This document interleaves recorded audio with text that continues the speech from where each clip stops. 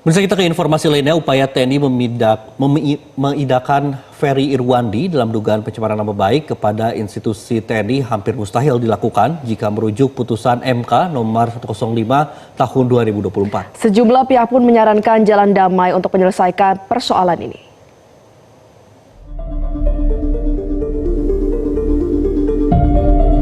Kami menemukan beberapa fakta-fakta dugaan tindak pidana yang dilakukan oleh saudara Ferry Irwandi.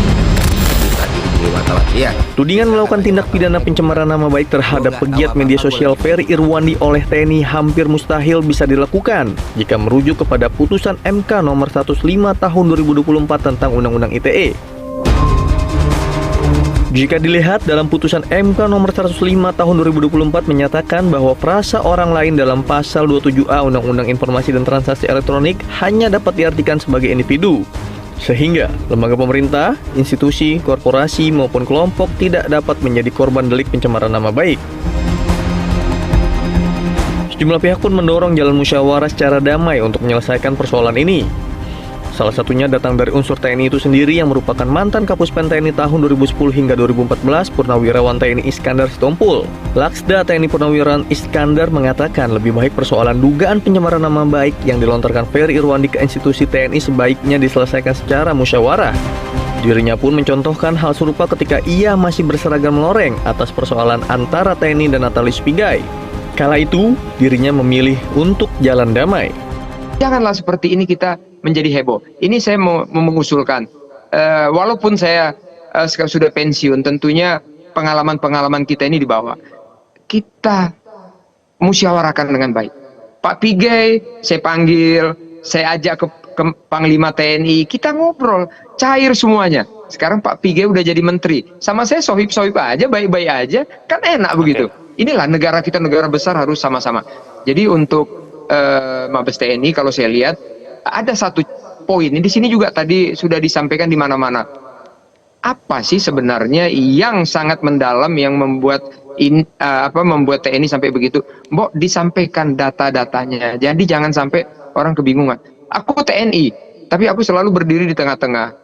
Kenapa? TNI itu adalah garda terdepan, TNI dari rakyat. Kita harus melindungi rakyat sebaik-baiknya. Kalau memang sudah melanggar regulasi konstitusi, jangan lagi. Gitu menurut saya.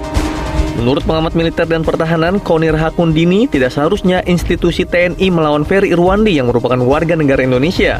Seharusnya TNI bisa membuktikan hal yang lebih besar jika memang ada keterlibatan asing dalam aksi unjuk rasa yang berujung ricuh pada akhir Agustus lalu. Kenapa sih nggak diproses, nggak usah bikin kehebohan seperti ini yang menurut saya sekali lagi ya, terlihatnya seperti TNI versus Irwandi, which is very small gitu. Kalau menurut aku, kita state berhadapan kepada individu.